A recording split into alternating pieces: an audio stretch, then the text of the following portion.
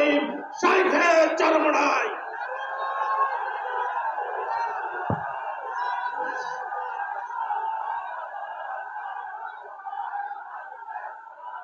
আসসালামু আলাইকুম ওয়া রাহমাতুল্লাহি ওয়া বারাকাতুহু।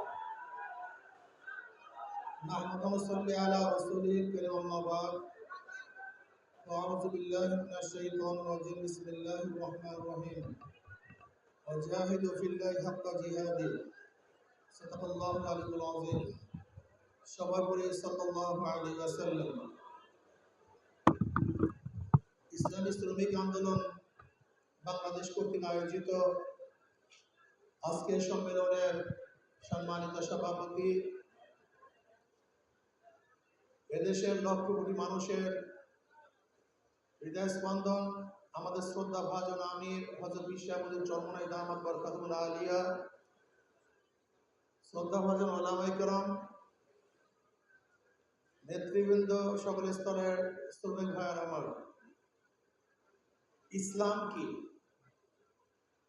ইসলামী শ্রমিক নীতি যদি বাস্তবায়ন হয় তাহলে মানুষের কি উপকার হবে আমরা শ্রমিকরা অনেকেই জানি না। ইসলাম সাম্যতার ধর্ম, ইসলাম মানবতার ধর্ম, ইসলাম শান্তির ধর্ম। ইসলামী আদর্শের মধ্যেই সাম্যতা আছে, শ্রমিকদের অধিকার আছে। আজকে বামপন্থীরাও শ্রমিক অধিকার নিয়ে আলোচনা করে, আন্দোলন করে, কিন্তু শ্রমিকদের অধিকার বাস্তবায়ন করতে ব্যর্থ হয়েছে। যদি ইসলামী শ্রমিক নীতি বাস্তবায়ন হয় তাহলে শ্রমিকদের অধিকার অবশ্যই বাস্তবায়ন হবে।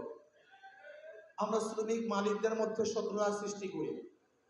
শ্রমিক মালিকদের মধ্যে শত্রুতা সৃষ্টি করার মাধ্যমে শ্রম নীতি বাস্তবায়ন হবে না, বরং বন্ধুত্ব সৃষ্টি করার মাধ্যমে শ্রম নীতি বাস্তবায়ন করা সম্ভব। কোন শ্রমিকদের উপরে কোনো মালিক যদি জুলুম করে অবশ্যই সম্মিলিতভাবে তা আমরা প্রতিহত করব।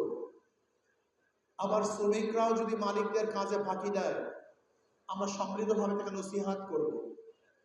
যখন জীবীরা শ্রম দিবে, মালিক তাদের ন্যায্য অধিকার প্রতিষ্ঠিত করবে, অর্থ দিবে, তাহলে সুন্দর একটা সমাজ গঠন হওয়া সম্ভব।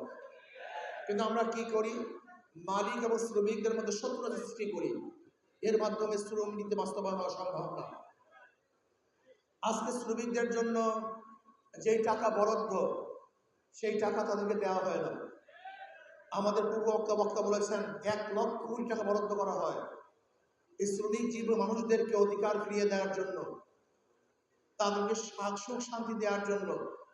কিন্তু সে সমস্ত টাকাগুলি কোথায় চলে যায় আমরা নিজেরাও জানি না।